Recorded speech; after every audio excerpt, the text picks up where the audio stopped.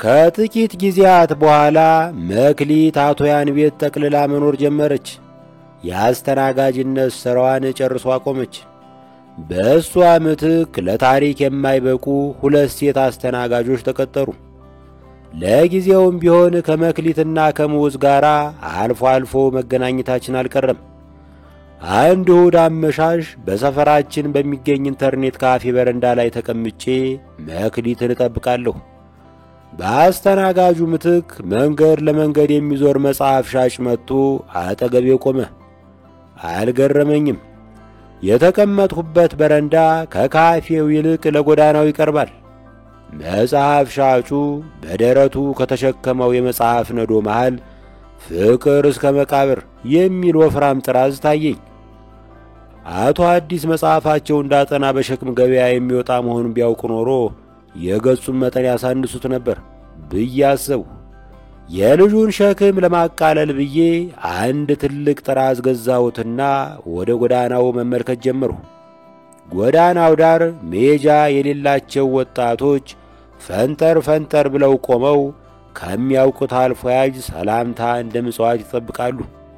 ችጋር ሳርበል ያደረጋቸው ከሲታ የከተሜ ውሾች የሚቀመስ ፍለጋ አለቱን እንጨቱን ያሸታሉ። የተሰበሩ መኪኖችን የሚያነሳ ላንድ ሮቨር የተሰናከለ ቶዮታ እየጎተተ አለፈ። በሚጎተተው ቶዮታ ጋቢና ውስጥ የተቀመጠው ሾፌር አንዲት እግረኛ ቆንጆ ስታልፍ አይቶ ላድርስሽ ብሎ ጮኸ። መክሊት አልመጣችም። በእሷ ምትክ ያልቀጠርሁት ሽንቴ ስለመጣብኝ ከካፌው ጓሮ ወደሚገኘው ሽንት ቤት ጎራለሁ። እዚያም መጸዳጃ ሳህን ውስጥ ሽልንግ አይቼ በዓለም ፍርደ ገምድልነት ተገረምሁ። ይገርማል። ያልታደለው ቢሳቢስቲን አጥቶ መጽሐፍ በሸክም ያዞራል፣ የታደለው ሽልንግ ያራል። ከመጸዳጃ ቤቱ ወደ በረንዳው ተመልሼ ብዙም አልቆየሁም። አንድ በክራንች የሚያነክስ ለማኝ አጠገቤ ደርሰው ወጌሻ የሆንኩ ይመስል አንድ እግራቸውን ዘረጉልኝ። እግሮትም ምን ሆነው ነው አልኋቸው። በኢትዮ ኤርትራ ጦርነት አደጋ ደርሶብኝ ነው አሉኝ። ዘምተው ነበር? አይ አልዘመትኩም። ብቻ በኢትዮ ኤርትራ ጦርነት ወቅት የቤቴን ጣራ በመጠገን ላይ ሳለሁ ተንሸራትቼ ወደቅሁ። መክሊት ከቀጠሯችን ግማሽ ሰዓት አርፍዳ ደረሰች። ለዘገየችበት ይቅርታ ትጠይቀኛለች ብዬ ሳስብ ብዙም አልቆይም፣ እሺ ሌላ ቀጠሮ አለኝ አለችና ከፊት ለፊቴ በነበረው ወንበር ላይ ቁጭ አለች። የተቀባችው ሮዝ የከንፈር ቀለም፣ የተቀባችው እንደ ሉባንጃ የሚያውድ ሽቶ፣ የለበሰችው ስስና ወንፊታማ ታይት ሱሪ ለእኔ እንዳልሆነ ገባኝ። አጠገቤ የተቀመጠው አልፎ ያጅ ውበት ነው። መዘግየትሽ ብዙ አልገረመኝም አልሁ ለቀጣይ ወሬ እያሟሟቁ። እንዴት አለችኝ። አየሽ ሴቶች የጊዜ ዋጋ አይገባቸውም። ከዶሮዎች ወገን እንኳ መንጋቱን የሚያበስረው አውራ ዶሮ ነው አልሁኝ። ከበደ ሚካኤል በአንድ ወቅት ቤቶቨን ካፌ ውስጥ ሲናገሩ የሰማሁትን የራሴ አስመስዬ። ተሳስተሃል። የሴቷን ያህል ለወንዱ የጊዜ ምስጢር አይገለጥለትም። ሴቶች ከመጀመሪያዋ የወር አበባ ጠብታ ጀምሮ የጊዜ ቁራኛ ናቸው። ወንዶች የወር አበባንና እርግዝናን ስለማያውቁ የጊዜን እርግማንና ስጦታ አይረዱትም። ካሌንደር የሴቶች የፈጠራ ውጤት መሆን አለበት። በእርግጥ ሴቶች በቀጠሮ ሰዓት አይመጡም። ይህን የሚያደርጉበት ምክንያት የመዘግየትን ፍሬ ጣዕም ስለሚያውቁት ነው አለች በአንድ ወቅት ሙዝ የተናገረውን የራሱ አስመስላ። የመዘግየት ፍሬ የሚለው ሐረግ ትርጉሙ ባይገባኝም አንዳች ምስጢራዊ ስሜት ታሳደረብኝ። ምናልባት አንድ ቀን ፍቺው ይገለጥልኝ ይሆናል። አስተናጋጁ ሲመጣ ቡና አዘዝኩ። መክሊት ቶሎ የሚደርስ ነገር ምንድነው ብላ ጠየቀችው። መቸኮሏን እንዳልዘነጋው ማሳሰቧ ነው። ቡና እየጠጣሁ ቶሎ የደረሰ ማኪያቶ እየጠጣች ስለ አዲሱ ቤቷ እንድትነግረኝ ጠየኳት። ምን ልበልህ በጣም አስጨናቂ ምቾት አለው ከማለት ባሻገር ተጨማሪ ልትነግረኝ አልፈለገችም። የቤቱን ምቾት በዝርዝር የገለጸልኝ በቅልውጥና ወይም እሱ በእንግድነት ይላል ቤቱን የሚያውቀው ሙዝ ነው። እንደሱ አገላለጽ የቤቱ ግቢ በጣም ሰፊ ሆኖ በውስጡ አደይ አበቦች፣ ጤዛ ያዘሉ ሳሮችና ከቅጠላቸው እኩል ወፎችን ያቀፉ ዛፎች ሞልተውበታል። የግቢውን በር ከፍተ ስትወጣ ግን አዲስ አበባ አቧራና ጠጠር አንጥፋ ትቀበልሃለች። የአቶ ያን ግቢ ከዋናው የጽጌ ወር ተገንጥሎ የቀረ የጽጌ ፉርጎ ይመስላል። ቪላው የቀድሞ አየር ወለድ አባል በሆነ ዘበኛ ይጠበቃል። በተጨማሪም ከውሻ የሚተልቁ ከአንበሳ የሚያንሱ ድልብ ውሾች ለግቢው ዘብ ቆመዋል። ቤቱ እጅግ ንጹሕ በመሆኑ እንግዳ ወይም ቀለዋጭ ጫማውን አውልቆ እንዲገባ ይገደዳል። ድንገት ተሳስቶ ከነጫማው ከገባ የረገጠውን ምንጣፍ ጠቅልሎ እንዲወስድ ይፈረድበታል። ምንጣፉ የሚያምር የፋርስ ምንጣፍ ቢሆንም እንደ ፎጣ ተጠቅሞ ለመጣል የተሰናዳ ነው። በቪላው ውስጥ ባሉ ክፍሎች ውስጥ ቴሌቪዥኖችና ቴፕ ሬከርደሮች በነፍስ ወከፍ ይገኛሉ። አየህ፣ ጀርመኖች ሲጸዳዱ እንኳ በሙዚቃ ታጅበው ነው። ጀርመኖች በጣም ኩሩ ሕዝቦች በመሆናቸው ከሚጸዳዱበት ክፍል የሲምፎኒ እንጂ የፈስ ድምፅ እንዲወጣ አይፈልጉም። ምሳ ይጋብዘዋል። ምሳ ቢሉህ እንጀራ በወጥ በልቶ መሄድ እንዳይመስልህ። አበላሉ የሚከተለውን ይመስላል። በመጀመሪያ የአትክልት ሾርባ ያመጡልሃል፣ በአጠጋጊያ ይሉታል። ቀጥሎ አይብ ያመጡልሃል፣ አይቡን ማዘናጊያ ይሉታል። ቀጥሎ የተቀቀለ የአሳ እንቁላል ያመጡልሃል፣ መታደጊያ ይባላል። ቀጥሎ የፍራፍሬ ፍርፍር ያመጡልሃል፣ ይሄ ማሳረጊያ ይባላል። ቁንጣን ያስቸግራል። ወደ ምግብ ጠረጴዛው በእግር መጥተህ ወደ ሶፋው በዳዴ ትመለሳለህ። ከዚያ በረንዳው ላይ ቁጭ ብለህ ፒፓ ያጨስ ኮከብ ታያለህ። ኮከቡ ከራቀ ቴሌስኮፕ ያመጡልሃል። ከዚያ በኋላ ግን ምን ዋጋ አለው? በአውቶማቲክ ማዛጋት ትጀምራለህ። በዚህ ዓለም የማይለመድ ነገር ቢኖር ምቾት ነው። ወዲያው እረፍት የለሽ ትሆናለህ። የሀብታሞች ቤት ብዙ ክፍል የሚኖረው ያለ ምክንያት አይደለም። አቶ መሰልቸት ከአንዱ ክፍል ሲያባረርህ ወደ ሌላው ክፍል ገብተህ እንድታመልጠው ነው። ይህን የሙዕዝን ዘገባ አሁን ለመክሊት ስነግራት ትንሽ አጋነነው እንጂ ልክ ነው አለችኝ። ቀጠለችናም ምቾትን መልመድ ከባድ ነው ያለው በጣም ብዙ እውነት አለው አለችኝ። ግን ለምንድን ነው አልኋት። እንጃ አለችኝ። ቀጠለችና ምናልባት አብዛኛው ኑሯችን በእጦት የተሞላ ስለሆነ አባቶቻችን እጦትን እንዴት እንደምንቋቋም እንጂ ከምቾት ጋር እንዴት እንደምንኖር አላሰለጠኑንም ይሆናል። ይህ ንግግር ከራሷ የፈለቀ ይሁን ከሙዕዝ የተገኘ ማወቅ አልቻልኩም። እኔም አንዳንዴ ከሙዕዝ ያጠራቀምሁት ሐሳብ በጊዜ ብዛት የኔ ይመስለኝና በልበ ሙሉነት ተረትረዋለሁ። አቶ ያን ለእረፍት ወደ አውሮፓ ሲሄድ እሷ የምቾት ግዞተኛ ሆና ተቀመጠች። ታውቃለህ፣ ሲሰለቸኝ ጊዜ ሙዕዝን ልጋብዘው ፈለግኩ። አብሮኝ እንዲውል ስደውልለት ሳያቅማማ መጣ። ከዚያ አብሮኝ ዋለ። ሳቀች። የዚህን ሳቅ ትርጉም አውቀዋለሁ። ወሲብ ያን ያህል ቀላል ነው አሉ ቅናት በተጠናወተው ድምፅ። አይደለም፣ እኔ ራሴን እንደ ልቅ ሴት አልቆጥርም። እንደሚፈልጉኝ ወንዶች ብዛት ካየው በጣም ቁጥብ ነኝ። አንድ ወንድ በጣም ስለሚያምር ወይም ዘናጭ ስለሆነ ወይም ስለ ወሲብ በግልጽ ስለሚያወራ ስሜቴን ሊያነሳሳው አይችልም። ስሜቴን የሚያነሳሳው አስማተኛ ወንድ ነው። አስማተኛ? አስማተኛ ስልህ አለ አይደል? በተዘጋ በር የሚገባ ያልጠበቅከውን ነገር የሚያሳይህ። እኔን የሚያስደንቅ ነገር ሳገኝ ነው የምሻፍድ። አልገባኝም አልሁ በኩርፊያ። ነገሩን በዝርዝር ባቀረበችው ቁጥር የመከራዬ መጠን እያየለ ሲሄድ ይታወቀኛል። ሙዕዝ ቤቴ ሲመጣ ቀጠለች መክሊት፣ ትንሽ አውርቶ ይመለሳል ብዬ ነበር። ትዝ ይለኛል በጣም ዘንጦ መጣ። ቆንጆ ሽቶ ተቀብቷል። ግን ይሄ ለአንዲት ሴት በግልጽ የሚታይ ማስጠንቀቂያ ስለሆነ አልተዘናጋሁለትም እና እያንዳንዱ ነገር ነቃ ብዬ ተከላከልኩት።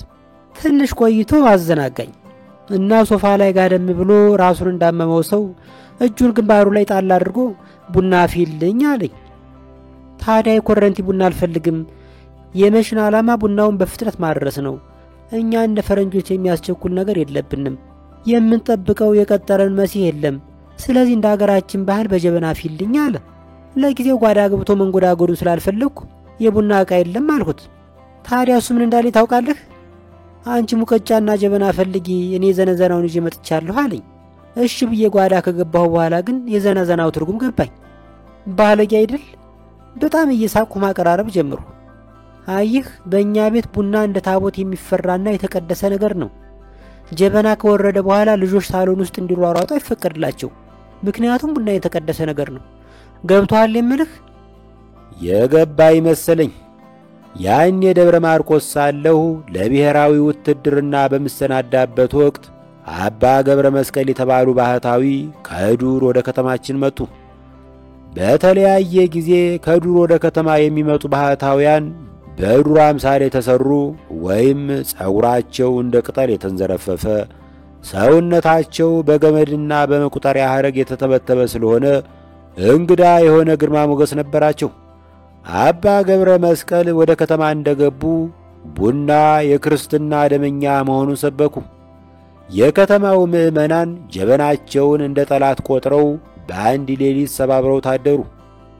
እማዬ ግን ጠላትን ከማውደም የሚገኝ ትርፍ የለም ብላ ጀበናውን በመንደራችን ከሚኖር ሸክላ ሰሪ በቅናሽ ሰጠችው። ሸክላ ሰሪው በበኩሉ ጀበናውን አፍርሶ እንጀራን የሚከለክል ባህታዊ እስኪመጣ ድረስ የሚያገለግል ምጣድ አበጀበት። በጊዜው ባህታዊው በቡና ላይ እንዲያ ያመረሩበት ምክንያት አልገባኝም ነበር። አሁን መክሊት ከፊቴ ቁጭ ብላ ቡና የተቀደሰ ነገር ነው ስትለኝ ጀበና የሰማዩን እግዚአብሔር የሚቀናቀን ምድራዊ እግዚአብሔር መሆኑ ተገለጠልኝ። ቤተ ክርስቲያን አብ ወልድ መንፈስ ቅዱስ እንዳላት ጀበናም አቦል ወይም አቦል ቱናና በረካ የሚባል ሥላሴ አለው። ቤተ ክርስቲያን ማዕጠንት አላት። ጀበናም በዕጣን ይታጀባል። ቤተ ክርስቲያን ቁርባን አላት። ጀበናም ቡና ቁርስ አለው። ቤተ ክርስቲያን ነቢያት አሏት። ጀበናም በስኒ ትንቢት የሚናገሩ ንግርተኞች አሉት። እና እንዳልኩ ቡና የተቀደሰ ነገር ነው ስትል ቀጠለች መክሊት።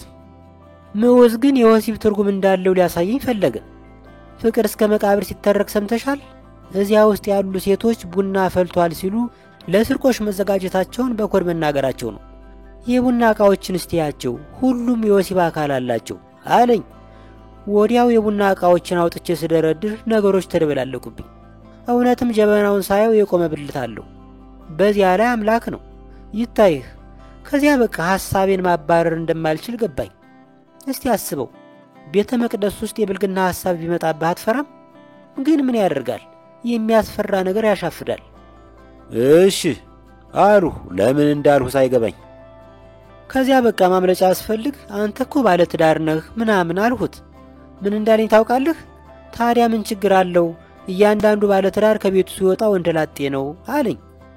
ከዚያ ቀጠልና ደግሞ አትጨነቂ፣ ሚስቴ አትቀናም፣ እንዲያውም የጻፈችልኝን የድጋፍ ደብዳቤ ላንብብልሽ አለና ባዶ ወረቀት አውጥቶ እየፈጠረ ያነብልኝ ጀመር። ለተወዳጇ ለባለቤቴ ውሽማ ጉዳዩ ትብብርን ይመለከታል።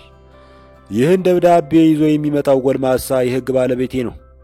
ከእሱ ጋር ጥቂት ዓመታት ስንቆይ አንድ ሌሊት እንኳ ተቀያይመን አናውቅም። ባለቤቴ አልጋ ላይ ጀግና ነው፣ ትጉህ ነው፣ በራስጌ ነው ሲሉት በግርጌ መገኘት ልማዱ ነው። በዚህ የተነሳ የኔም ቤት በቤታችን ከሚገኙት ዕቃዎች ውስጥ ብርጭቆ ከትውልድ ወደ ትውልድ የመሻገር ዕድል ሲኖረው፣ አልጋችን ግን ከአንድ ሌሊት ያለፈ ዕድሜ የለውም። ውድ የባለቤቴ ውሽማ፣ ብዙ ወንዶች ከወሲብ በኋላ እንዳመላያቱ ጡት መሃል ተኝቶ የሚያለቅስ አለ፣ የተረሳ ዘፈን የሚዘፍን አለ፣ ሲጃራ የሚጠጣም አለ። ባለቤቴ በዚህ በኩል ነፃ ስለሆነ የሚያሰጋሽ ነገር አይኖርም። ከእንድገም በቀር ሌላ አመል የለውም። በተጨማሪም ራቱን ከኔ ዘንድ ተመግቦ ስለሚመጣ ድስት ልጣድ ምጣድ ላግም ብለሽ አትጨነቂም። ይህንና የመሳሰለውን ከግምት በማስገባት አስፈላጊውን ሁሉ እንድታደርግለት ጠይቅሻለሁ። ከሰላምታ ጋር የ80 ሚስቱ በከንፈር ቀለም የታተመ ማህተም አለው። ያም ሆነ ይህ ምዑዝና መክሊት አልጋ ውስጥ አብሮ አመሹ። ማታ ላይ ምዑዝ ወደ ቤቱ ለመሄድ ሲዘጋጅ መታጠቢያ ቤት ገብቶ ዘጋ። መክሊት ስትነግረኝ ከመታጠቢያ ቧንቧው የሚወርደው ውሃ የሚል ድምፅ ሲያሰማ ከየት መጣ የማይባል ንዴት ተሰንጎ ያዛት። ምዑዝ ወደ ሚስቱ ከመመለሱ በፊት የእሷን ጠረን ከገላው እያባረረ እንደሆነ ገባት። ሊታጠብ ሲነሳ እንዳይታጠብ ለምን አልከለከልኩትም? ሻወር ተበላሽቷል ብዬ ለምን አልዋሽሁትም ብላ ተጸጸተች። ያለበትን ሁኔታ ለመረዳት አላቃታትም። እሷን እየሸተተ ቢሄድ ከሚስቱ ጋር ሊጣላ ነው። ትዳሩ ሊፈርስ ነው። መክሊት ይህ እንዲሆን አትፈልግም። ግን የሚስቱን ስሜት ለመጠበቅ ሲል የእሷን ክብር ማቁሰል፣ ትዳሩን ለማዳን ሲል የእሷን ቤት መድፈሩ ተሰማት። የሚል ድምፅ ሲቀጥል ፍቅሯ ከጉድፍ ጋር በመታጠቢያው ሳህን በኩል ወርዶ ሲወገድ ያየች መሰላት። በሕይወቴ አንድ ከማላውቀው ስሜት ጋር ስፋጥጥ ተሰማኝ። ይገባሃል የምልህ? አልመለስኩላትም። እኔም የሚል የወራጅ ውሃ ድምፅ የሰማሁ መሰለኝ። መክሊት ከአዲስ ስሜት ጋር የተፋጠጠችበት ሁኔታ እኔም ከዕድሜ አንድ ጣቢያ ጋር የተፋጠጥኩበት ገጠመኝ ጋር ተገጣጠመ። ነገሩ እንዲህ ነው። ልጅ እያለሁ በየዓመቱ ጳጉሜ 3 የቅዱስ ሩፋኤል ቀን ልጆች በዝናብ የሚጠመቁበት ልማድ አለ። የዚያን ቀን አየሩ ሲቀዘቅዝ እንደ እፉዬ ገላ ሲባክኑ የዋሉ ነጫጭ ቀሊል ደመኖች መርጋትና መጥቆር ሲጀምሩ እርጥብ ነፋስ ቅጠሎችን ከዛፎች ነጥሎ እንደ ቢራቢሮ ሲነዳቸው ድሆች ዳባቸውን፣ ባለጸጎች ካባቸውን ከልብስ ማስጫ ገመድ ላይ ሲለቅሙ፣ ልጆች በበኩላችን እጀ ጠባባችንን አሽቀንጥረን እየተጫጫህን ወደ መስክ እንወርዳለን። ከላይ መንደር ከታች መንደር የመጣ የራቁት ልጆች ገላ እንደ ናዳ እየተተለተለ ወርዶ መስኩን ይሞላዋል። ልጆች እንዲህ በዶፍ መሃል ስንሯሯጥ ከአዋቂዎች መሃል መስኮት ያላቸው በመስኮታቸው፣ መስኮት የሌላቸው መጠኑ ከመስኮት በማይተናነስ ሽንቁራቸው ብቅ ብለው ይመለከቱናል። የዚያን ቀን ዝናብ ዝም ብሎ ዝናብ አይደለም፣ የቅዱስ ሩፋኤል ጠበል ነው ብለው ስለነገሩን አመናቸው። አድገን ነገሩን ስናስበው ግን አባቶቻችን በቅዱስ ሩፋኤል ስፖንሰር አድራጊነት በዓመት አንዴ በጅምላ እያጠቡን እንደነበር ገባን። ከዓመት በአንዱ ዓመት በሩፋኤል ቀን እንደ ልማዴ ከሕፃናቱ ጋር ለመቀላቀል ቁምጣ ሱሬን ሳወልቅ ከላባ የሳሳ ወጣኒ ጸጉር ጉያዬን ወርሶ ታየሁና ደነገጥኩ። ልጅነቴ ማክተሙን መቀበል አቃተኝ። ለራሴም ለሌሎችም ልጅ አክዬ እታይ ነበር። ለካ ችግር በተፈጥሮ ላይ አይሎ እንደ ልጅ ሐውልት በአንድ ቁመት ወስኖ ይኖራል። እና በዚያሽ ቅጽበት ያወለቁትን ሱሬን መልሼ አጥልቄ ደጃፌ ላይ ቆሜ በዝናብ መሃል የሚርመሰመሱትን ሕፃናት እያየው ተከሱ። ዓመታት አልፈው ተከራይቼ በምኖርበት ግቢ ውስጥ በሚገኘው የጋራ መታጠቢያ ክፍል ውስጥ ገባና ልብሴን አወላልቄ የውሃውን ማውረጃ መዘውር ሳልከፍት አንጋጥጬ ለረጅም ጊዜ ቆማለሁ። የውሃ መውረጃው ወንፊት በብዙ አይኖቹ ቁልቁል ያየኛል። እኔም በበኩሌ በመሰቀያ ምሰሶ ስር እንደቆመ ሰው ቀና ብዬ በሽብር አየዋለሁ። ምን አሸበረኝ? ውሃው ድሮም ቢሆን ቀዝቃዛ ነው፣ ግን ቅዝቃዜው የተሰማኝ ሰሞኑን ነው። ውሃው ካልተቀየረ የተቀየርሁት እኔ ነኝ ማለት ነው። ድርጁ ቆዳዬ እንደተወሰደ በምትኩ የቀዝቃዛ ውሃ ጠብታን እንደ መርፌ የሚፈራ ስስ ቆዳ ተተክቶልኛል። እዚህ ላይ ድሮ በሦስተኛ ክፍል የሳይንስ መጽሐፍ ላይ ያነበብሁት ታሪክ በከፊል ትዝ አለኝ። በመጽሐፍ ውስጥ እንደተገለጠው አንድ የጥንት ተመራማሪ እየታጠበ ሳለ አንድ ግኝት ተገለጠለት። የግኝቱን ምንነት ዘንግቼዋለሁ። ምናልባት ሳሙና ሳይሆን አይቀርም። ተመራማሪው ግኝቱ ብልጭ ሲልለት ዩሬካ ዩሬካ አገኘሁት አገኘሁት በማለት እየጮኸ ከመታጠቢያ ቤቱ ወጥቶ ሮጠ። እኔም ይኸው በጋራ መታጠቢያ ቤቱ ውስጥ እርጅናዬን አገኘሁት። እናም አገኘሁት እያልሁ ወጥቼ ለመሮጥ አስቤ ነበር። ነገር ግን የመታጠቢያ ቤቱ ወረፋ በቀላሉ ስለማይገኝ አደብ ገዝቼ መቆየቱ የተሻለ ሆኖ ታየኝ። እንደኔ እድለኛ የለም። ፕሮሰስ አለቀልኝ። አልነገርኩም እንዴ? ያን ከጀርመን ከመጣ በኋላ ጥቂት ቆይተን አውሮፓ እንሄዳለን። ያን በጣም ጥሩ ሰው ነው። ግን እድለኛ በሆንም እፎይ ብዬ አላውቅም። ከጥቂት ሳምንት በፊት የነበረው ጭንቀቴ ቪዛ ይሰጡኝ ይሆን የሚል ነበር።